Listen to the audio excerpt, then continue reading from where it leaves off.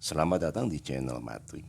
Kali ini kita akan bahas soal penalaran kuantitatif. Ya, soal pertama kita adalah tentang luas bangun datar ya ini.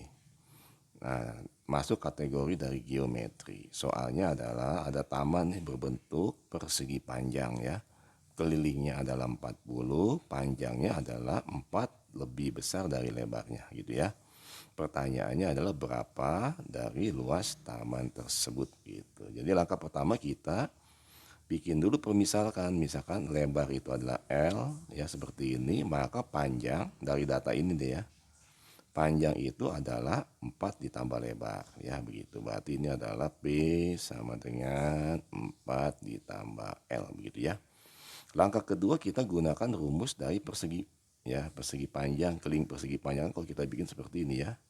Kalau ini P, ini P, ini L, ini L, maka rumusnya adalah 2 panjang tambah lebar sama dengan dari data soal kita tahu bahwa kelilingnya adalah 40 ya, sehingga kalau kita substitusikan nilai P-nya ya, yang ini kita ganti dengan yang ini, maka dapatlah 2 dikali L ditambah 4, ini adalah P, ditambah L sama dengan 40, L ditambah L jadilah 2L ya, ditambah 4 sama dengan 40.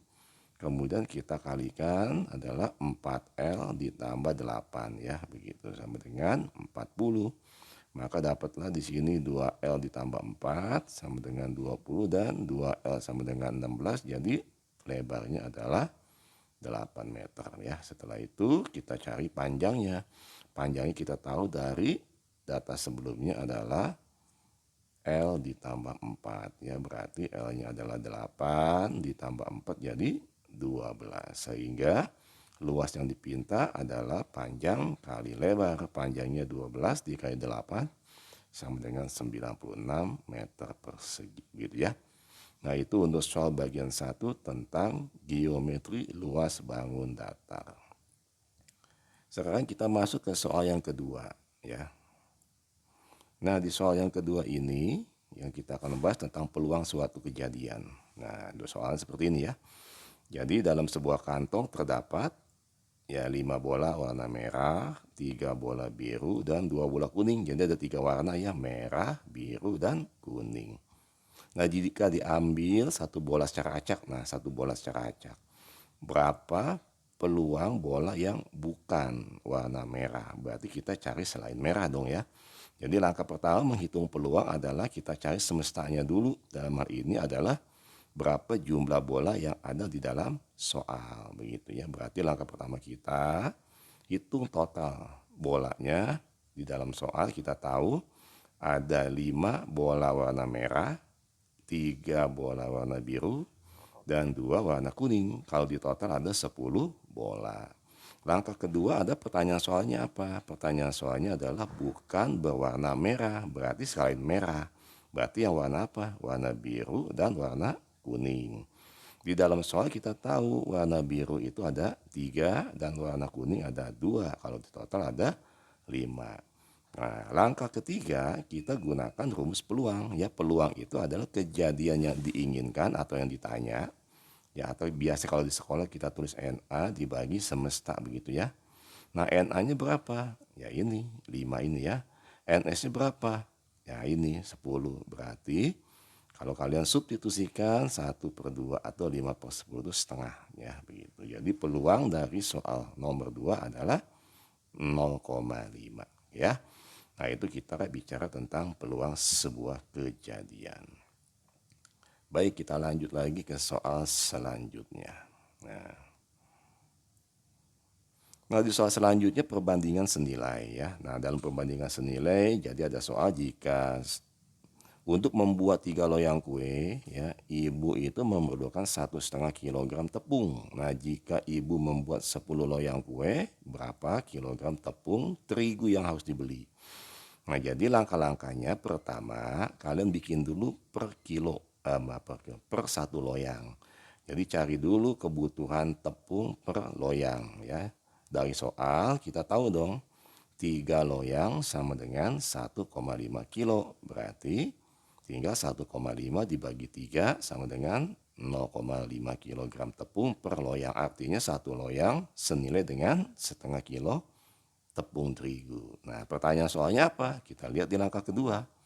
Di langkah kedua yang ditanya adalah berapa tepung yang akan digunakan jika membutuhkan 10 loyang ya. Kita menggunakan 10 loyang. Jadi tinggal kita kalikan aja karena tadi kita tahu bahwa satu loyang nilainya adalah setengah kilo, ya 10 loyang tinggal kalikan dengan setengah, dapatlah 5 kilo. Jadi kesimpulannya tepung yang dibutuhkan adalah 5 kilogram ya. Itu tentang perbandingan senilai gitu ya. Oke, kita lanjut ke soal nomor selanjutnya. Nah, tentang aritmatika sosial bicara tentang tabungan ya. Jadi di sini dalam soal ini Budi menabung di bank ya. Di bank nilai buat tabungannya adalah 2 juta yang akan ditabung. Bunganya yang dipakai adalah bunga tunggal ya, 6% per tahun. Berapa total uang Budi setelah 8 bulan ya. Oke, urutan pertama yang kita lakukan, kita dulu hitung berapa besar bunga per tahunnya. Ya, hitung bunga per tahun. Jadi artinya dalam 1 tahun Budi akan mendapatkan bunga berapa nilainya begitu ya. Nah, caranya ya tinggal kalikan saja besar bunga dikali besar tabungan ya. Ini kali besar tabungan. Rumusnya I dikali N misalnya gitu ya.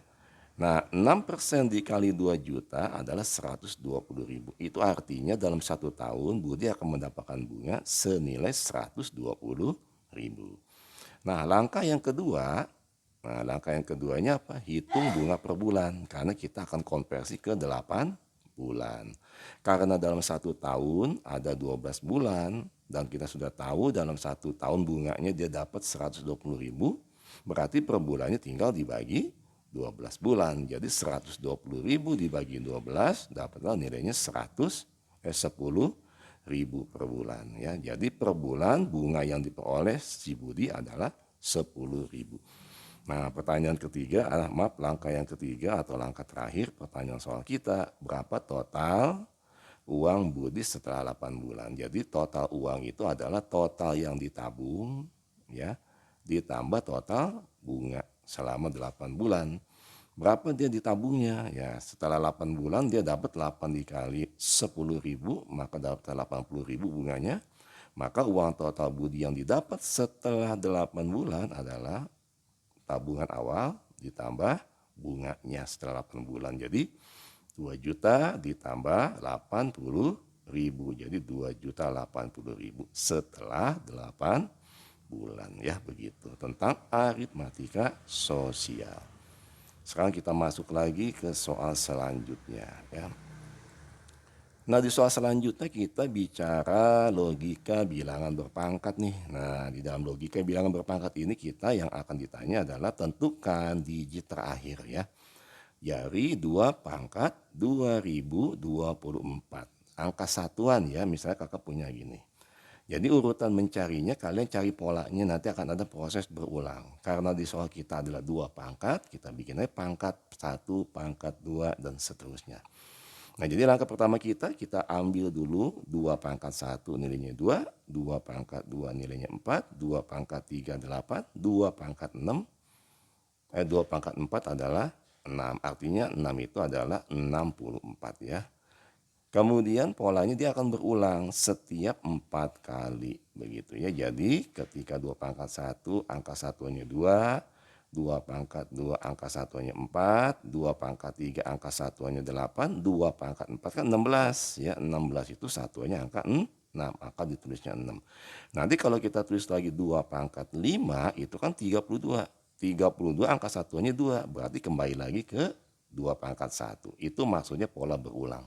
Jadi setelah 4 kali kita proses, maka yang kelima akan kembali ke angka 1. Nah, logika nalarnya adalah di soal kita kan pangkatnya 2024, berarti pangkatnya itu yang 2024 itu kita bagi dengan 4. Dari mana 4 itu?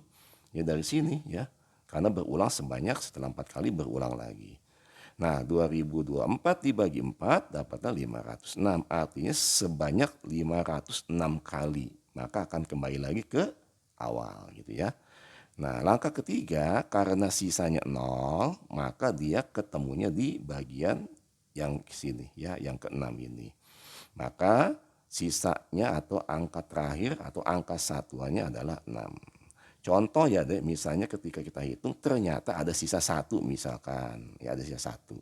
Itu artinya maka angka terakhirnya atau digitalnya adalah angka 2 seperti itu ya. Kalau sisanya 2 berarti angka terakhirnya angka 4 dan seterusnya ya.